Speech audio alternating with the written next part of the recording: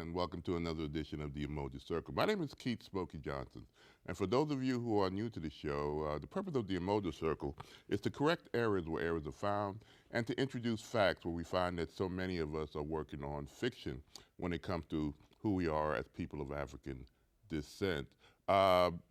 Before you saw my face, you saw a year, and the year was 1619. That's a significant year, and that's the premise of what this show is going to be about.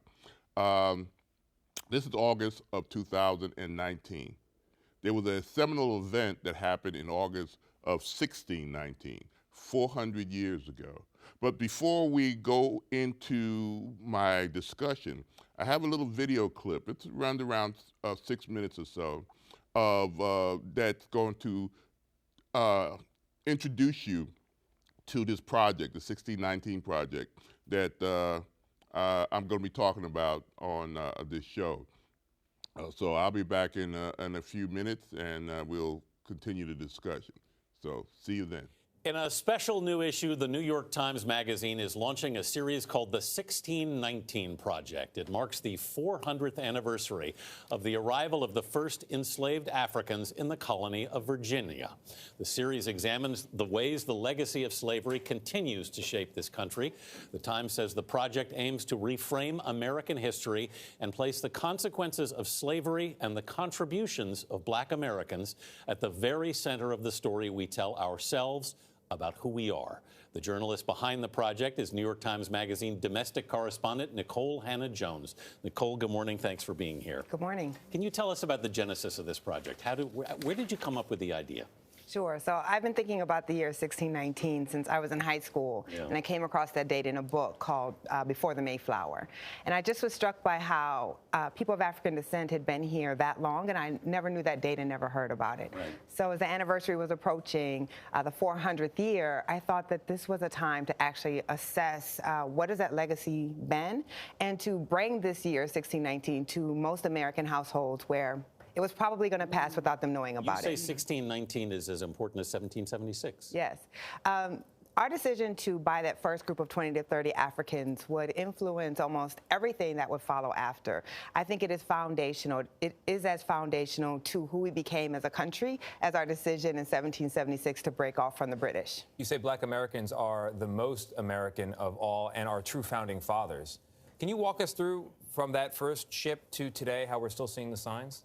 Yeah, so when you think about the fact that when Thomas Jefferson is writing the Declaration and laying out these words for liberation, that, you know, all men are created equal and born with inalienable rights. And while he's writing that, he owns 130 human beings who are in absolute bondage. And in fact, his brother-in-law is sitting there with him enslaved to help keep him comfortable. What that means is those ideals were not true when they were written, but Black Americans took those ideals literally. And Black Americans have really fought. You can look at what happens after Reconstruction. You can look at the abolitionist movement. You can look at the civil rights movement. Black people have fought to make those ideals real. Perfecting democracy. Absolutely. I can just say this. I was so embarrassed as a person of color that I had never heard of 1619 until I read your essay, page 16, when you first talk about it. And I just thought, how do we not know this? And I'm not the only one. There was only one person in the room, Betty over there, who went to Harvard. She knew about you, and she knew all about this project and knew all about this date. But you said it's time to stop hiding from our sins and confront the truth. What do you mean? What I mean is... And how do we not know about this, Nicole? We don't know about 1619 the same way that we don't learn very much about slavery. It is shameful. No one wants to talk about their sins or the worst moments. And slavery gives contradiction to our entire creation story of the United States. And so we've tried to push it aside. We've tried to make it marginal. And in doing that, we've marginalized the 40 million descendants of the enslaved as well. So what we're trying to do with this project is force us to confront the truth. And then maybe we can actually start to move past slavery and become the country that was written in our ideals in the Constitution and the Declaration. It's an effort to reframe American history, but some critics have said it's an effort to delegitimize American history. From the Cato Institute, Illa Shapiro tweeted, it's a project intended to delegitimize mankind's grandest experiment in human liberty. Is it divisive in that way? I mean, mean, what's amazing about that is people are not arguing the facts. So what they're basically arguing is that we should only talk about certain facts. We should talk about the good part of Thomas Jefferson, but not about the fact that he was an enslaver. I'm saying that history is history, and we have to tell the truth. No, it's not delegitimizing, because the whole point of the article is that Black Americans have used those founding words to actually bring us closer to the democracy that the founders envisioned. And that is the most patriotic of things. You can take us, the thing that's so amazing about this, that makes me so proud, you can look at anything that's happening, just about anything that's happening in the world today and tie it to slavery. You look at the highways in Atlanta, you look at the naming of Wall Street, you look at sugar that we eat. But the thing that stuck out to me was health care, that you can tie health care to slavery. How? Absolutely. So there's a piece in there about why we're the only Western industrialized country that doesn't have universal health care. And it starts with opposition to universal health care that occurs right after slavery, when the Freedmen's Bureau was trying to offer free health care to the formerly enslaved. And there was white opposition to that. And so even today, you see with polling that white Americans will reject social programs if they think large numbers of Black people will benefit from them. And so the harms of slavery have not been contained, because there are millions of white Americans, there are millions of Latinos and Asian and Black Americans who don't have health care, who can't get insurance because of slavery. You say don't look at Black people as a problem, look at Black people as the solution. Yes.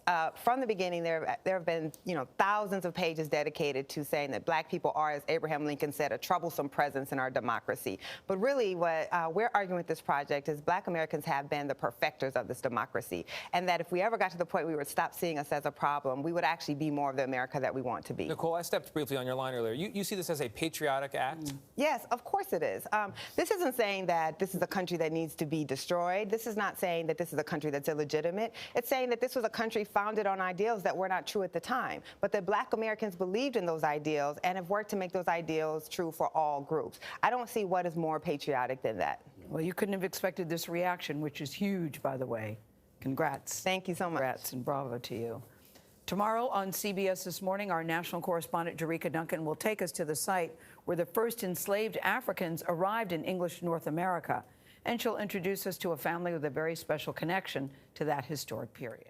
Well, I hope that video, that interview with this sister, I'm gonna put up her image up on screen again.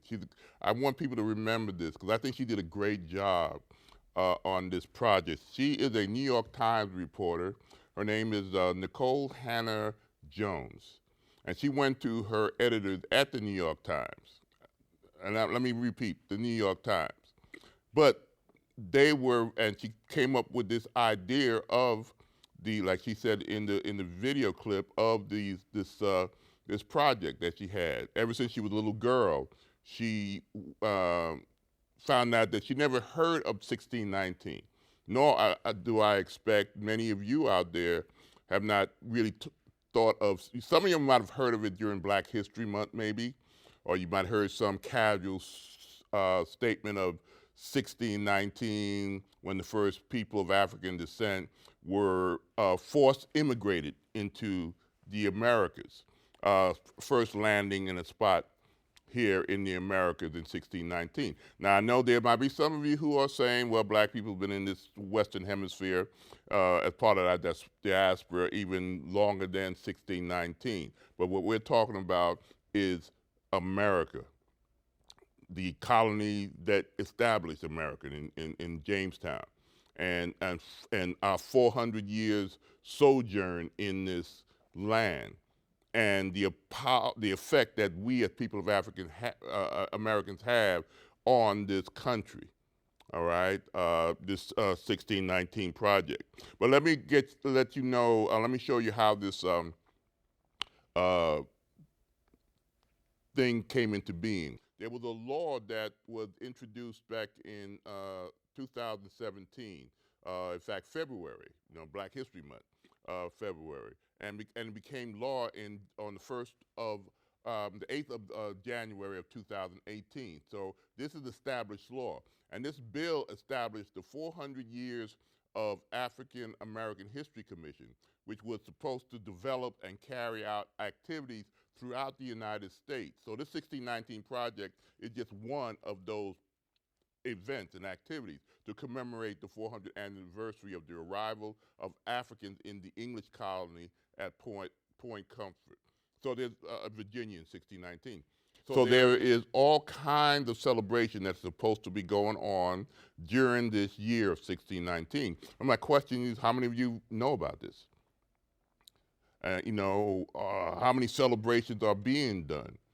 And that's why I'm pushing this information about this project, because it is a seminal piece of work. The project was put in the newspaper. The New York Times had a special edition that was inserted into it.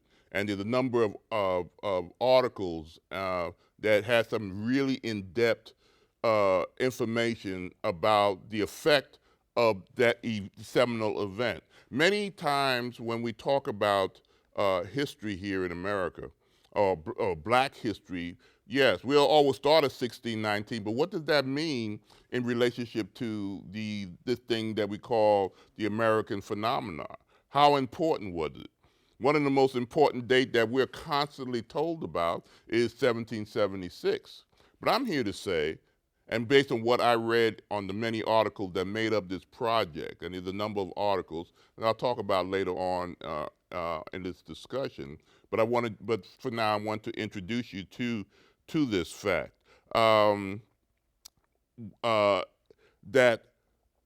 there is everything that you're seeing going on today in 2019, politically, economically, in the criminal justice system, Black Lives Matter, a lot of the issues, social issues, educational issues that are going on in America, especially what's going on coming out of the White House, a lot of let's just say the myth of who we are as people of African descent, and the myth of what America is supposed to be, and the fact that black people took the words of this person called Thomas Jefferson seriously. And we were doing it longer before anybody else was doing it. We made the aspect of this country real, and I'll talk about that as we go along too. Now, on that August day, it was approximately around 20th of August, 1619, and I'll show you an image of the exact place where this landing happened, where these people were taken out. If you look behind, this is a sign that's actually on the spot of where those 20 to 30 people of African descent, kidnapped people of African descent, came off a British privateer ship that was registered in the Netherlands called the White Lion. Now, the White Lion was a pirate ship, okay? And, and on the 20th of August, if you look beyond that image there of that sign where it said the first Africans in Virginia, and where they put that terminology, give it a very nebulous term. They were the first African enslaved people, but they kind of left those points out. That's what sometimes you have to deal with, the kind of history that we get. It was always this kind of neutral type of way of saying things of a situation that was horrible. If you look off the horizon behind the picture, beyond where those three black girls are, that's where they saw the sailing ship, the sails of a ship headed to that point. Now, next image should be an aerial view to show you where that plane is. Where that red circle is the very tippy tip of what we call the state of Virginia today. You see Hampton, Hampton Roads and all those other things. But that's where that ship was headed, where that actual sign is located at Fort Monroe, which is located at a spot today, built by enslaved people, with those 20 to 30 Africans. And one thing people don't understand when we talk about those 20 to 30 Africans who landed on that spot, they started out on the west coast of Africa. There were 300 of them, or a little bit over 300 who were captured in what we now call today the African country of Angola, and some also from the Congo. And then not only did they have to make that trek to the slave dungeons, it had to survive that horror. Then they had to survive the 2 or 3 months of being forced into these narrow. If anybody been to the what they call the door of no return, and some of there were like 38 slave castles along the west coast of Africa, but this was run by the Portuguese. And then they were loaded on to a Portuguese slave ship, okay, that took them across the Middle Passage, 300. By the time they got attacked by that privateer, there was 2 of them. There was the White Line and another ship that was called I think it was called the Treasurer. All right, these were 2 British privateers, and they got they were some people tried to claim that they were rescued. No, they were not rescued. They were just cargo. That's what privateers did. They attacked their enemy. They were authorized by the country. They were just pirates that were authorized by the country that hired them, and they were sent out to harass their enemy shipping. And they saw the Portuguese ships and these cargoes, who were human beings that looked like me and 46 million more of us around throughout the United States, and the millions of us across the diaspora.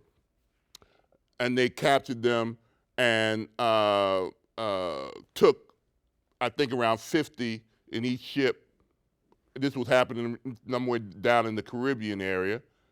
And of those 50, 20 to 25, some say 30, landed on these shores. And when they were disembarkation point in Point Comfort, Virginia, when their feet hit that land as enslaved, and they were sold, they were bought. I got a quote from the governor, and y'all can look this up yourself, but it's in these articles that's in this 1619 project of the New York Times. According to Governor Yeardley and his head of trade, Abraham Piercy, they brought the 20 and odd Negroes that were aboard the English privateer ship, the White Line, for victuals.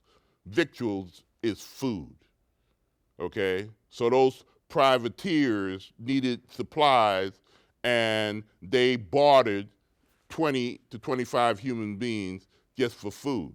They weren't like human beings, they were cargo, okay? This is a story that needs to be told to us. 1619 put to scrutiny.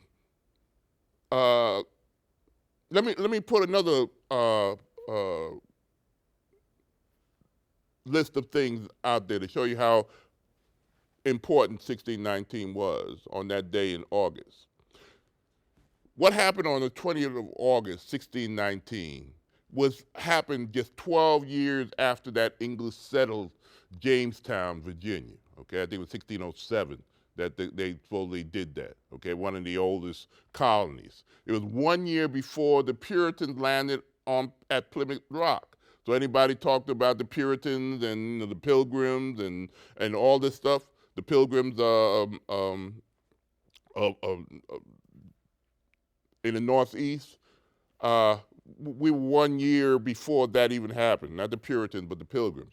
And some 157 years before any of the English colonies decided to come together in Philadelphia in 1776. This happened 157 years before that, okay? And those Jamestown colonists bought those 25, or let's say traded for them, kidnapped and enslaved human beings from their homeland, and like I said, it was the country of Angola that we have today. But that event on that August day, 400 years to the month, put to lie the concept of this land being the land of the free that was written by Thomas Jefferson, okay? And that's something that really people don't want to really talk about in order to understand the true history of what we have to deal with here in America. Once that those people came to this land and landed on that shore, those words that we always talk about, they're the reason why we start with 1776. They're the reason why we talk about the Declaration of Independence and what those words say.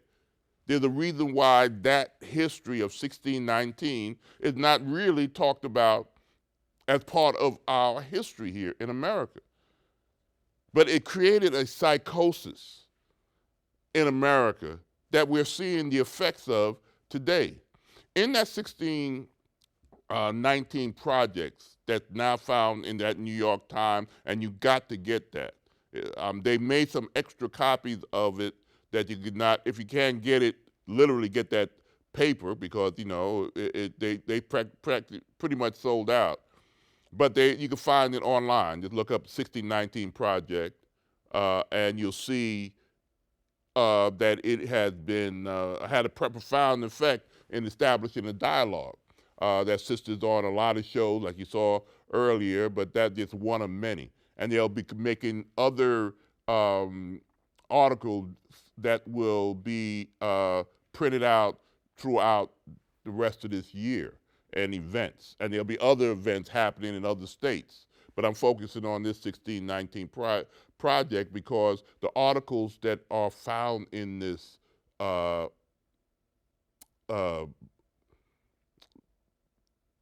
concept is, I had to think about it because, you know, when I read a number of these articles, they were just mind-blowing to me. I said, this is why we need to have this conversation on race.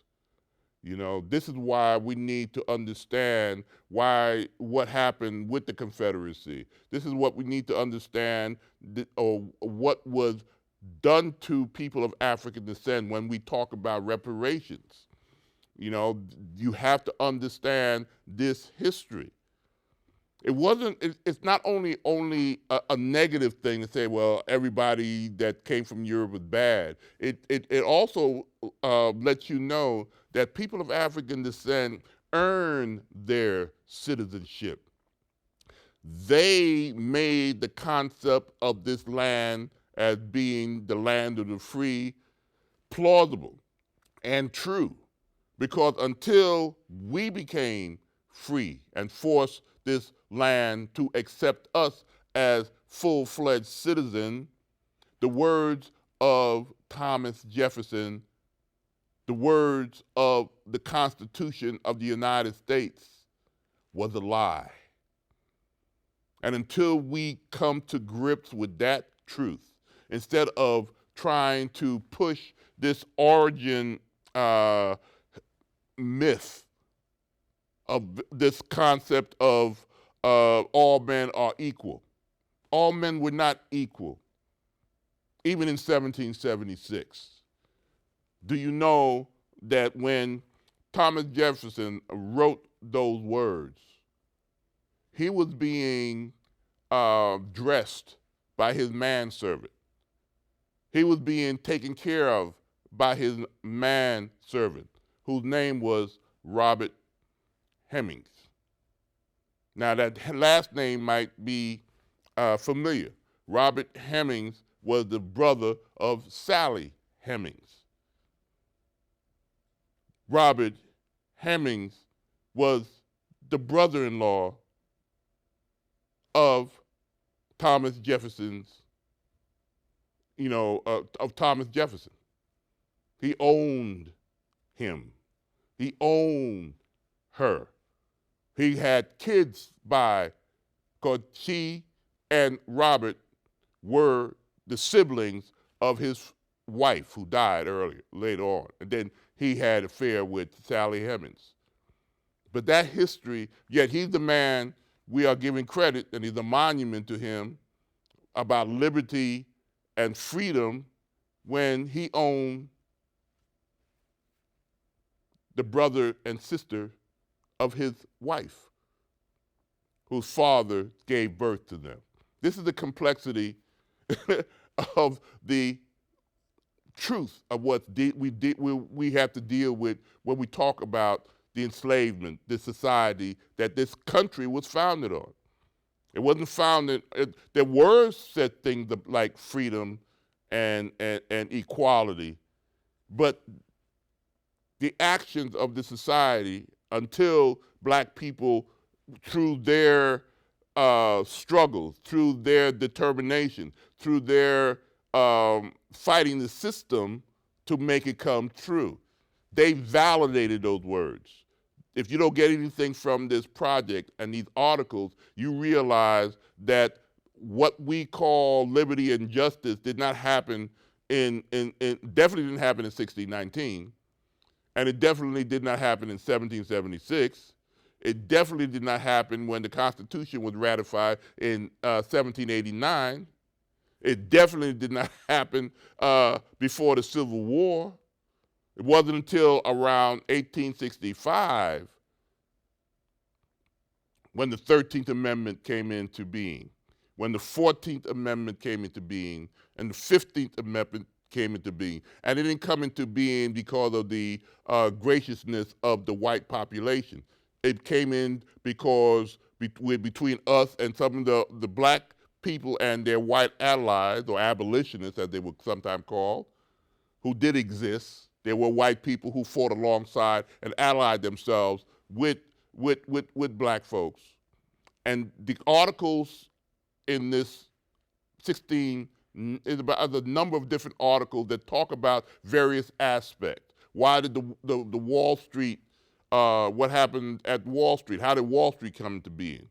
How did certain streets, like places like Atlanta, one article I found in the project talked about, how did segregation have to do with the traffic jam that you find in places like Atlanta and New York City right now? They talk about that. It all ties in how we deal with our health issues here in America. All tied into that thing called slavery that was established in August of 1619 when those 20 to 25 people came off those ships at Point Comfort in the state of Virginia, 400 years ago. And if you add the other 100 years throughout Spanish America, we've been dealing with this race issue for half a millennia, half a thousand years. But I'll continue with this discussion on the next show. So until next time, peace, hotep, bye-bye.